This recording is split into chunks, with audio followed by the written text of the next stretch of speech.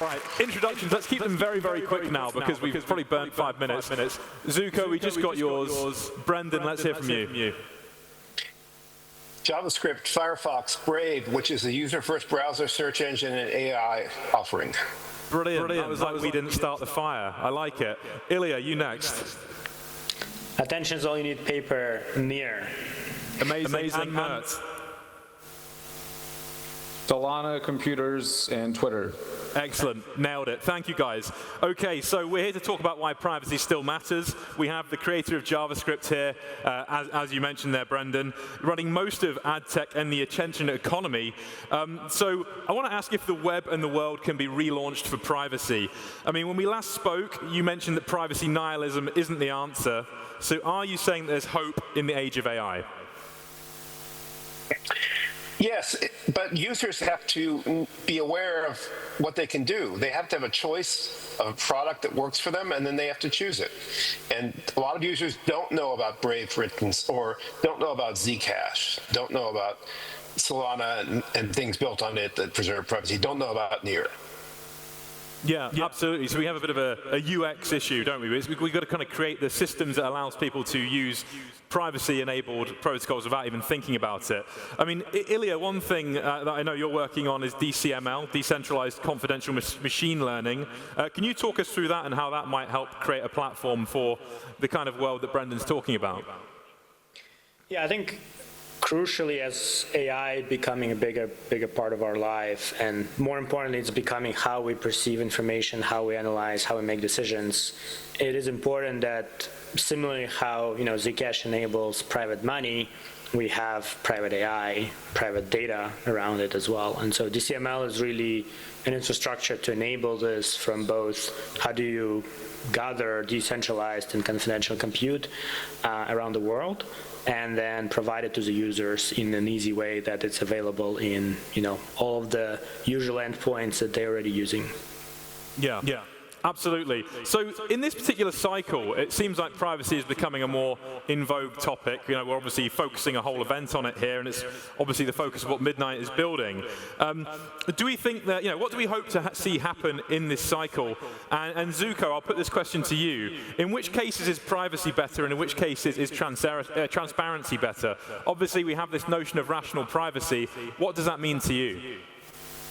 Well, what is this notion of rational privacy? Yeah, so we're talking about, in which situations do we want privacy, and in which situations do we want transparency?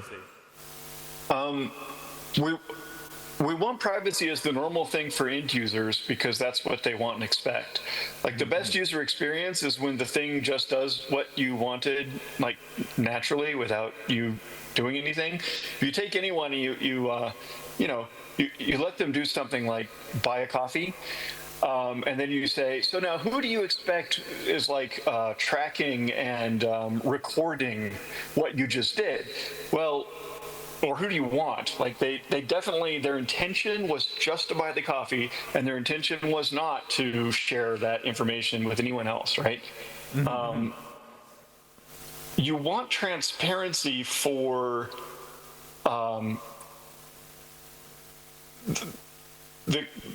the public to scrutinize things like CEXs or financial institutions that are custodying a whole bunch of money on other people's part.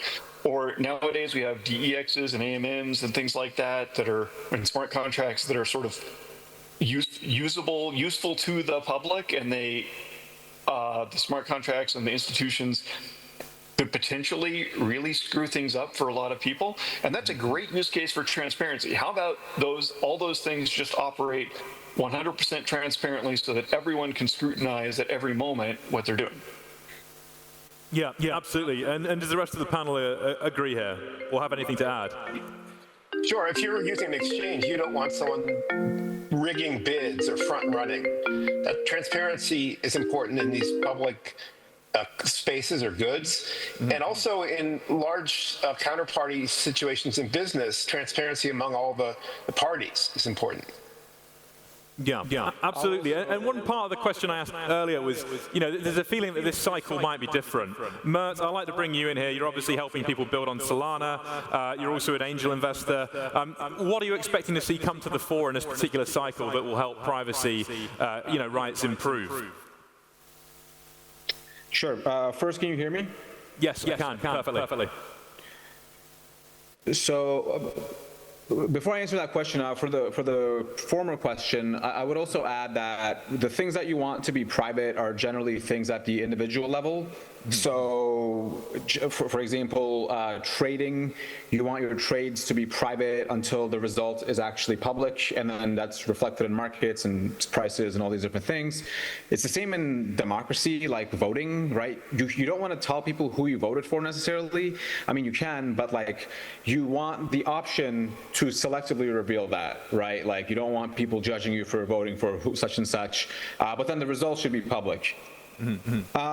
Okay, so that's that question. In terms of what needs to happen, I think a good framing on this is like you can think of crypto as like that civilization technology tree if people have played that game, which is to say you kind of start with Bitcoin, and then Bitcoin kind of had three problems. One was legitimacy, right? Like Bitcoin, we needed to first make sure that people were going to use it, that it was possible to even use. And then, Vitalik and Ethereum came along, and then Anatoly and Solana, and we're like, actually, we also need to make this programmable and scalable.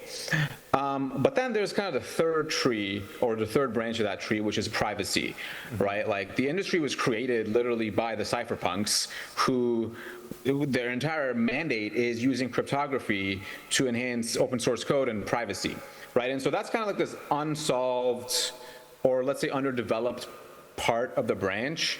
And I think a lot of it currently was that we need to raise awareness that we actually have slept on this for way too long, right? And now that everything has been legalized in crypto, launching tokens and all this stuff, we need to also legalize the core part of the industry, which is privacy, right? Like there's people in prison for writing privacy code, which is pretty ridiculous considering that there's people scamming people and not being in prison, right?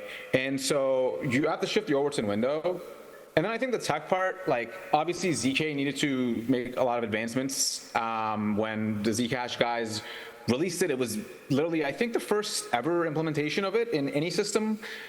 And so now that there's many more people working on it, it's definitely now like you have this alignment of stars of the tech and the Overton window all kind of coming together. Yeah, absolutely. So let's look at privacy as not just a Web 2 problem, but also as a crypto problem. Thank you for that, Mert, by the way.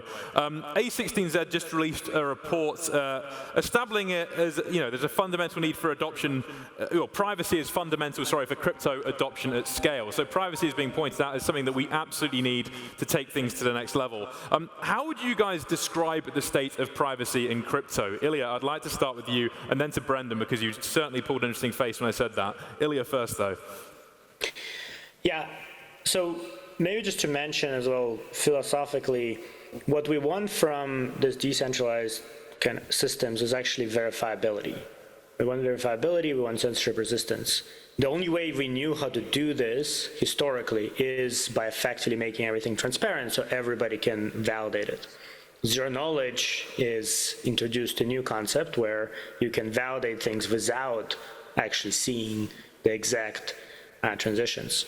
Now, from adoption perspective, indeed, it's been a very slow start, right? ZCash existed for a long time, even before, I remember when I was just starting in crypto, ZCash already existed. And it was really hard to access it, to accept it. At the same time, we have a challenge with people adopting crypto because, if I want to pay for my morning coffee or something else, like I don't want to see, like now the merchant see, what else I have in account, right? And so kind of the need for two things. One is how do you easily, store encrypted money? And then how do you easily pay for anything anywhere, right? Those are effectively two needs. And so I mean, Zooko can talk more, but obviously Zashi introduced a very easy way with their wallet to store ZCash and access it. And then with near intents, we made it really easy now to go in and out into any other address, any other network. So Jack with Square, they launched Bitcoin payments, and right away, the Zashi wallet just works with it because it's just a Bitcoin address that you can pay with your Zcash. So that's kind of the level of interoperability, kind of unified liquidity that is needed to really make this extremely useful and adopted. Yeah. Let's head to Brendan. Yeah. For crypto, it seems like there are still people out there trying to get you to fingerprint yourself on the blockchain or on a L2, like maybe Base. And I think a lot of users are naive about this, but if you read some of the tweets, I'm glad Mert said Twitter, from people at big crypto outfits, you see that they're practically drooling over the idea that you're going to just put all your transactions on a transparent chain or chains. And I think that needs to be something people avoid. So we have to have things like near intents. We have to have usability. I'm looking forward to midnight because of the deeper, zero knowledge proof use to allow selective disclosure and do DeFi things, more complex transactions. It has to be easy. It has to be super easy. Yeah, completely take your point on UX. I think it's as you suggest, it's a core way to build trust. Zooko, what are your thoughts there? I saw you nodding. What I was thinking was, it has to be easy. And then I was thinking, so I'm a huge fan of Brave. I was thinking I can always recommend Brave to people, and it's even better than saying, so here's something that'll never work, is say, use this thing because it's more secure, but you just have to learn a bunch of new sort of OPSEC behavior, and then you can be more secure. Very few people want to do that. And then there's, use this thing, it's going to be more secure and protect you better, but it's really just like the other things, like Coke versus Pepsi, but you should choose this one because it's better for you. That's okay, maybe, I guess. But then Brave is fantastic. I just tell people, use Brave because there's no ads on the internet. And everything's faster. It's just way better. And that's a winning sell. So I'm trying to think, how does that apply to privacy or to like crypto, to other products besides Brave? Can we offer people something that is actually protecting them more and actually giving them more control over disclosure about themselves, but it's also just way easier and faster and simpler and more reliable, et cetera. And what Illia was saying about Near and Zashi, I think it's pretty close to that. Like, it's way easier to buy things from my Zcash wallet through Near Intents than with a credit card. It's way, way easier. Near intents is great. Yeah. There's a problem in crypto that you're still dealing with people who expect you to learn how to use self-custody the hard way, and that's not for most users. Yeah. But if the alternative is custodial and you're fingerprinted, that's bad too. So we have to work on product. We have to make it super easy. I think there are incentives for people to use things like Brave based on blocking YouTube ads and making the internet faster by blocking all the tracking, all the bad JavaScript. My evil child, but but for privacy, I think there's a pressing issue now, which is AI. A lot of people know that if you're talking to a chatbot, as Sam Altman warned, it may be discovered later. The logs may be retained, they may be subpoenaed. So a lot of people and businesses are thinking twice about this. And when you see agentic browsers come out, which can be popped through a crafted Reddit post or crafted image through indirect prompt injection, I know a lot of companies that have banned these things. You don't want to rush into this and lose all your cryptos and your bank data and your dollars and your health data. So privacy is on people's minds the more they interact with AI agents, in my opinion. Great stuff. Let me move this conversation on quickly because we've only got about 6 minutes left. I'd like to ask what you consider to be the biggest threat to the fundamentals of privacy today. Mert, if I can send that your way. Sure. Illia, were you going to say something? Yeah, I just wanted to mention go ahead, that jump in.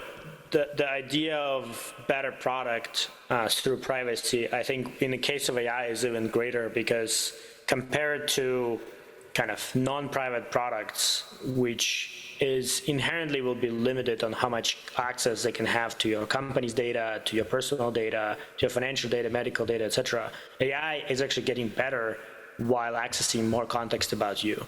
And so private AI is actually going to be a better product because it just knows so much more about you, and you are safe giving this data, and also company that provides you or infrastructure that provides you doesn't have to deal with those regulations and limitations that currently exist. Go ahead, Mert. Good point. Yeah, thank you, Illia. Sorry about that. The video feed is running a few seconds behind the audio, so I'm missing a few cues from you guys. Let's go on to that other question that I pointed out, Mert, just to remind you. The question was, what do you consider to be the biggest threat right now to the fundamentals of privacy? Ooh, well, so that's a very hard question. It probably depends somewhat on where you are in life in terms of circumstance. Like if you have multiple passports, it's probably different than if you are, I don't know, in a place with a different type of government structure. I think like the thing that you have the least control over, but that probably affects you the most, is just going to be the lawmakers and how people decide to rule. Like, for example, just when we were still on the Zoom here, I saw a post on Twitter about how the US or somebody now makes it such that they want to see all your offshore holdings in crypto as well. And it's like there's always these sorts of things that seem like they're good in theory and like maybe harmless, but then they kind of keep shifting the window over until you just have zero privacy left, and you don't necessarily see it. And so I think like the biggest fundamental threat is going to be always at that level, because as engineers, like you can't just break the law. You have to still do everything within the law, but you can solve physics-based problems, right? So that's all those problems are solvable.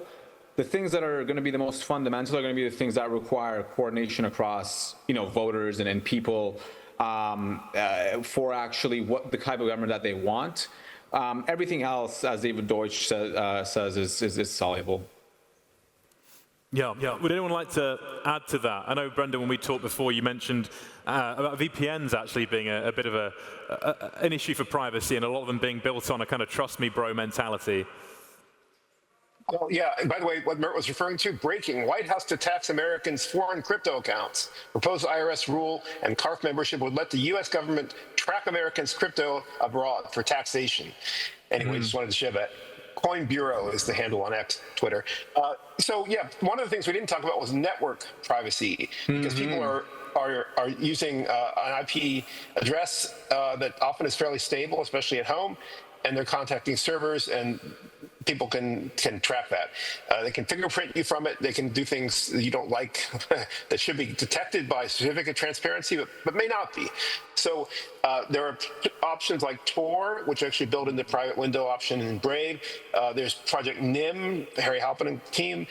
There's VPNs, which have that trust me bro problem, because who's running the VPS and what ISPs are they using and where are the exit nodes and what are they doing with all the metadata and they can scrape or log. I think things like NIM and Tor are still interesting. There's Private Relay from Apple, which has two hops and two parties to trust, Apple and Cloudflare. There are things like that coming. Oblivious DNS HTTP. Privacy is coming to us on the network level, but again, users have to use it. It has to be super easy to use. It should be the default if possible. 2 thumbs up for NIM, NYM. It's like a VPN, but without the trust me bro part. Great stuff. I'm going to jump in quickly. I've got time for one more question, but I'm going to need you guys to do the we didn't start the fire thing with the question. So make it very quick. I want to ask, what does a truly optimized for privacy internet look like? It's a big question, but in as short, maybe 1 or 2 sentences as you can, what is that? Zooko, I'll ask you first. It just does what my mom would expect and want, which is that information about her goes to people that she intentionally wished to share it with and no one else. That's all. Amazing. Thank you. Illia. I think the final product is going to be AI assistant that mediates how you access internet and do everything. And this AI assistant must be private and be on your side at all times. And so it will go and figure out everything from there. Amen. Brilliant. Thank you. And Mert. I don't quite remember the question. Sure. In as simple terms as possible, what does a truly optimized for privacy internet look like? The user has a choice. The user is sovereign. Anything you do on the internet can and will be used against you. Do everything with that in mind. Use ZCash, use Brave. Nice. Just chilling. Brendan, you get the final word. I'm going to quote from Iron Man 1, the greatest. Jarvis, are you up? For you, sir, always. I'd like to open a new project file, index this Mark II. Shall I store this in the Stark Industries central database? I don't know who to trust right now. Till further notice, why don't we just keep everything on my private server? Working on a secret project, are we, sir? I don't want this winding up in the wrong hands. Maybe in mine, it might actually do some good. We want Jarvis. I agree with Illia, and it has to be private, by default, by construction. Amazing. Everyone, please, panel, thank you so much for joining. A big round of applause for the panel.